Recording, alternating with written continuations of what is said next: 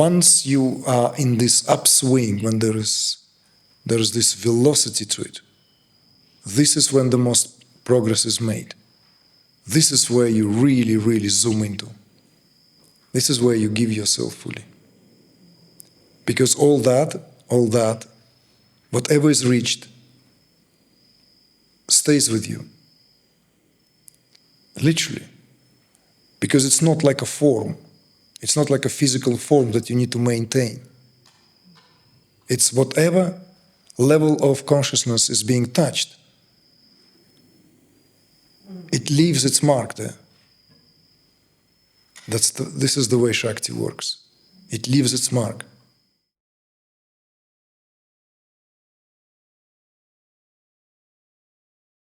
You know, I've been on a spiritual path for, it's really over 30 years. And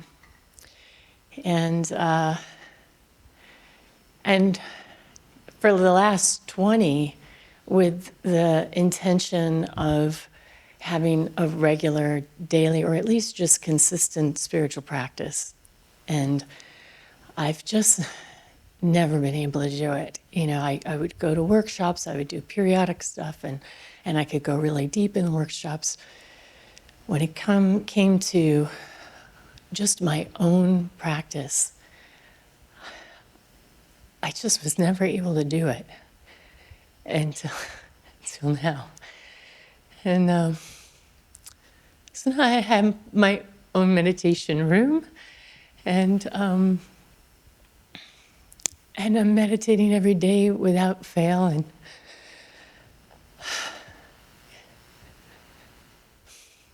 it's just really beautiful.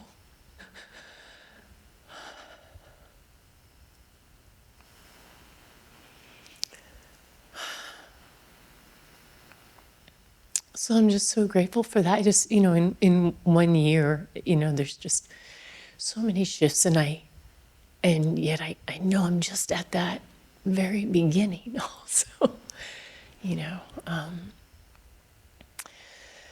But I'm like, I feel like, oh, I'm really on the path now. You know, like, I mean, you are? Yeah.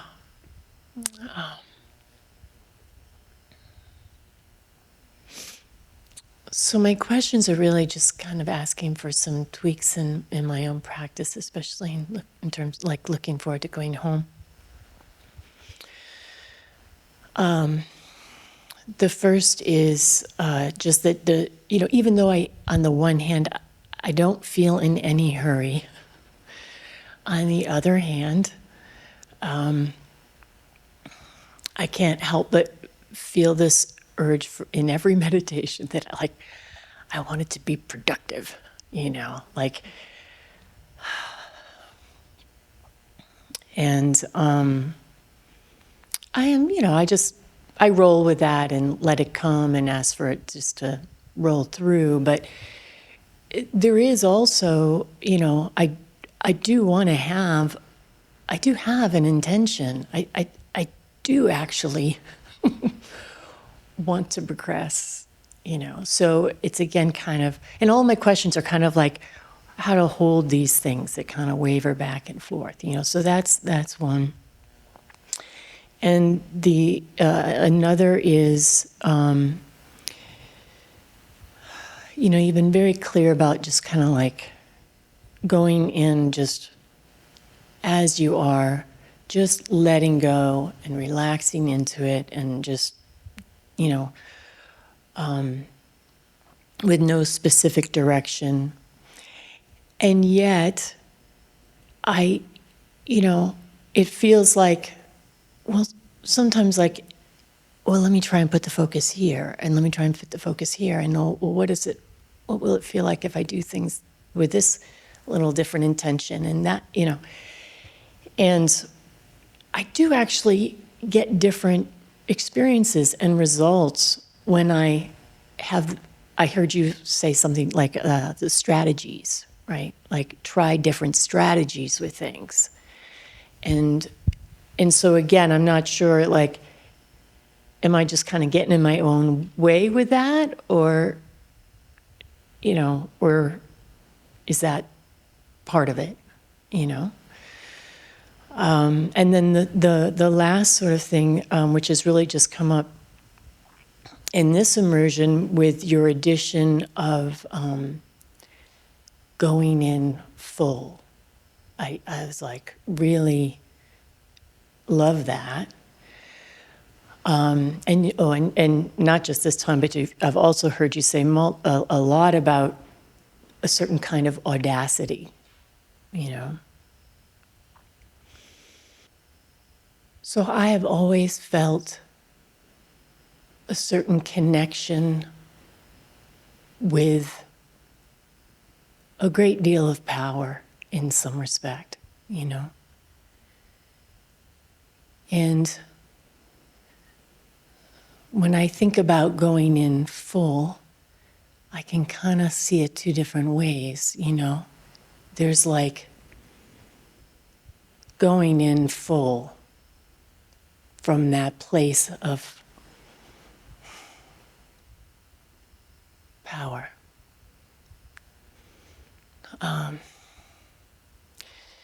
But when I think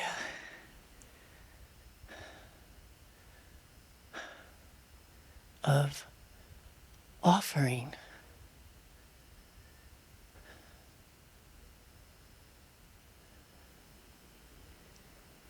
that comes from a different place.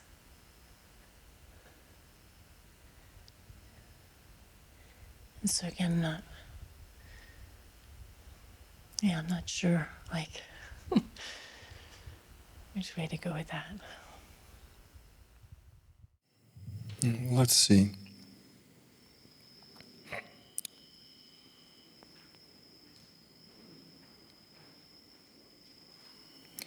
Perhaps this will serve as a reminder, and this is relevant to everyone.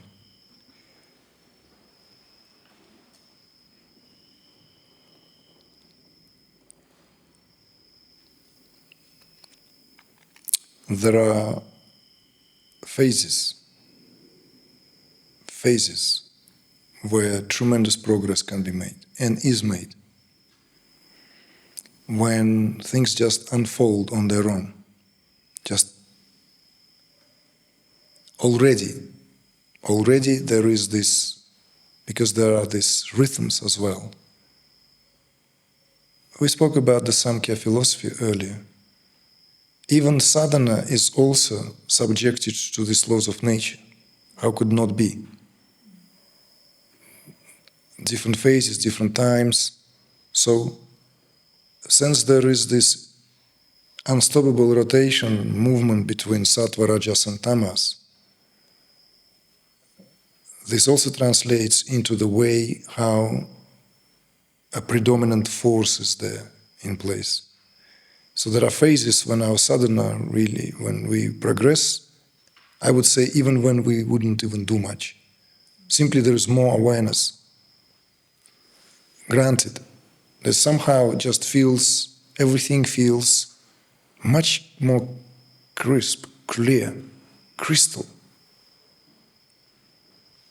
It is these times precisely when the most advancement is made. At that time. Because the time will come when we will be subjected to more inertia. And at that time we lean on the do's and don'ts. At that time we lean on the routine. When inertia comes, we do things whether we like it or not. We stick with it.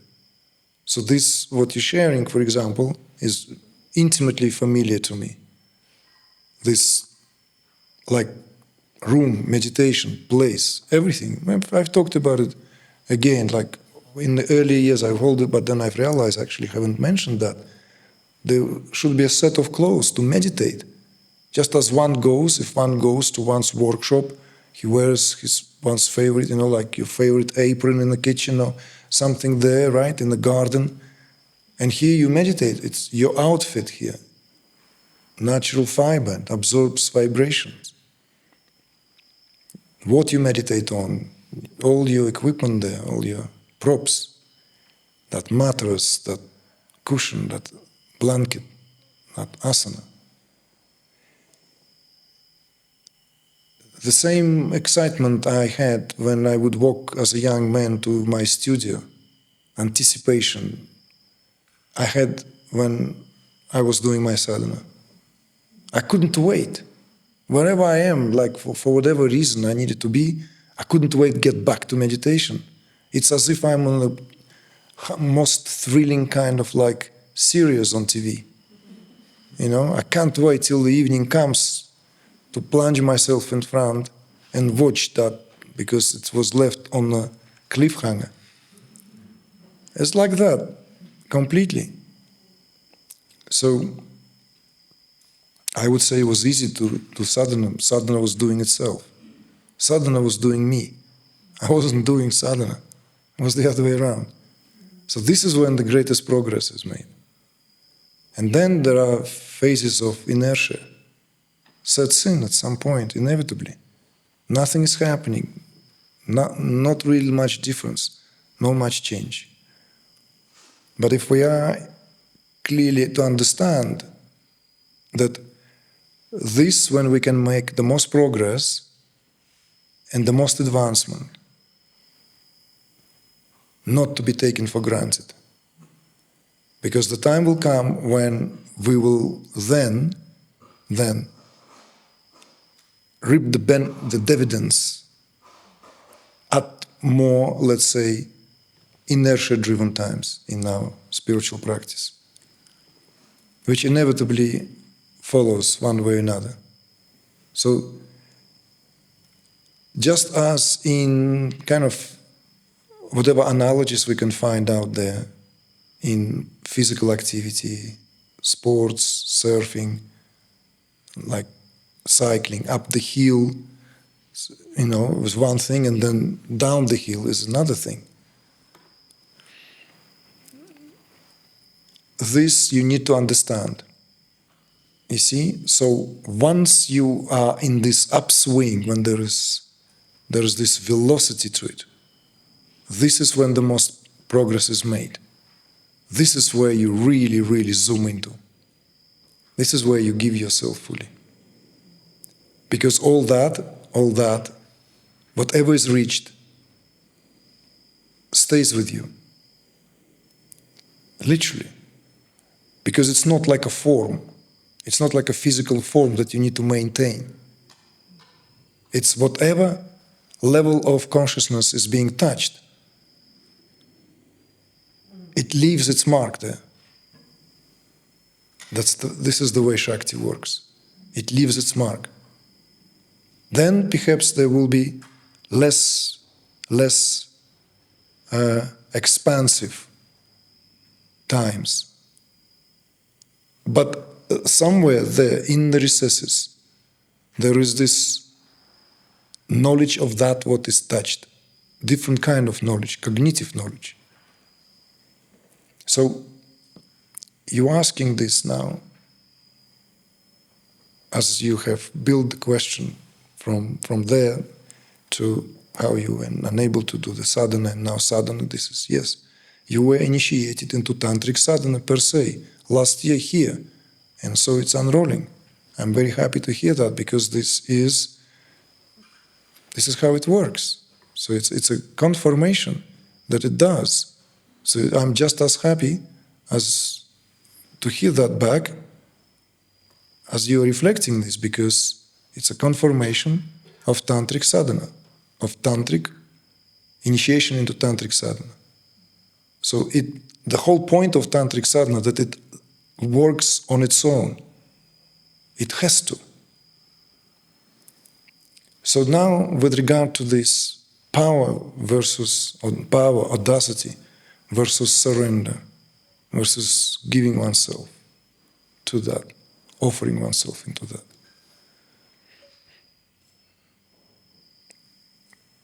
Answer is already contained in the inquiry itself.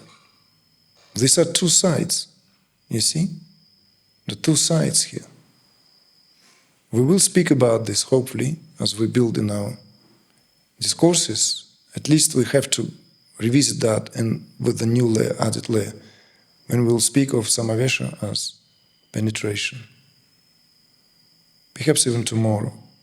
So this at the individual level, you see, at the individual level, it's always an act of offering. See? So if approach here is from the level of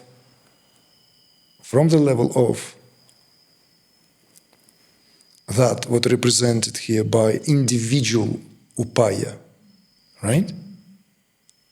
Obviously, individuality here is this contracted state. Individuality here, obviously in the position to offer, in the position to surrender. The higher self doesn't need to surrender. To what the higher self surrenders? You see?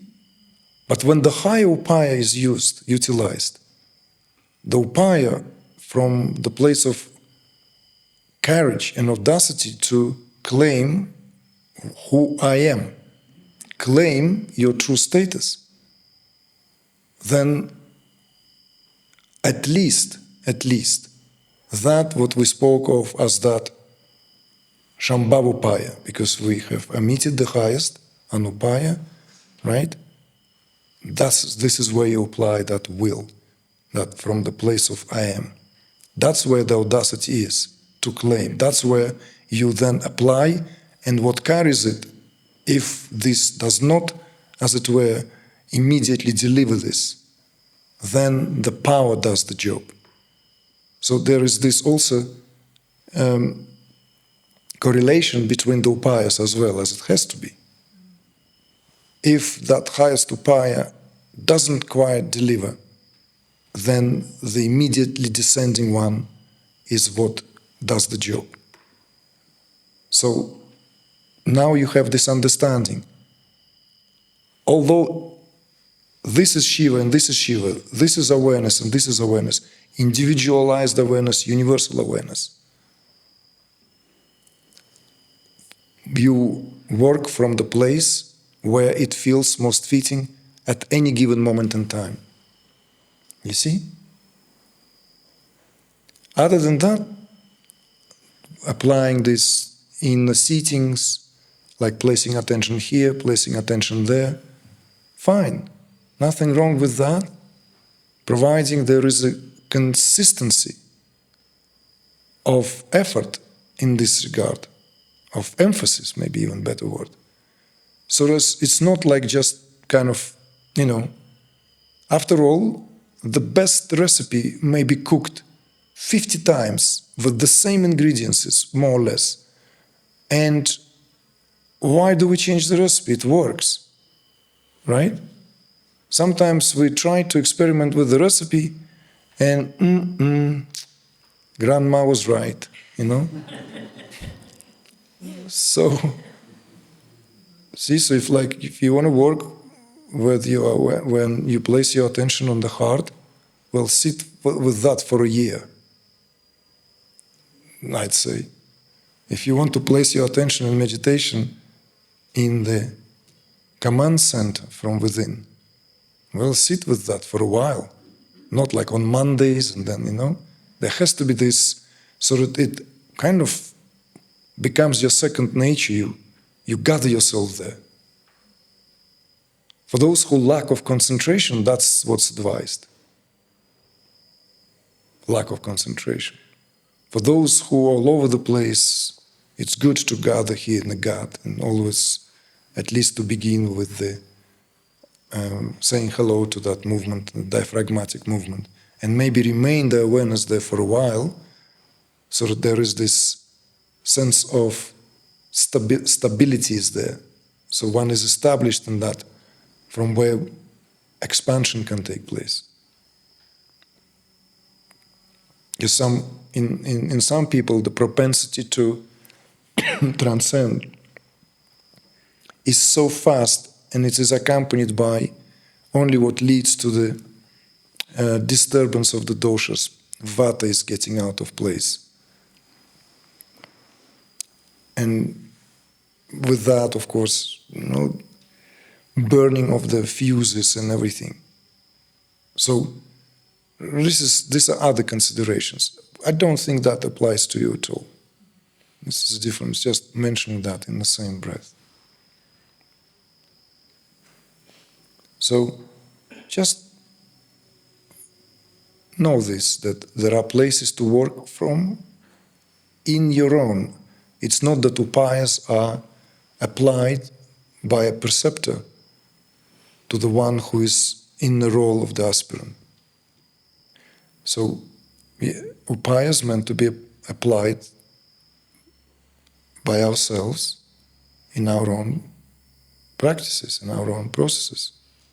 That's the universality of the approach. Thank you so much. That was very helpful.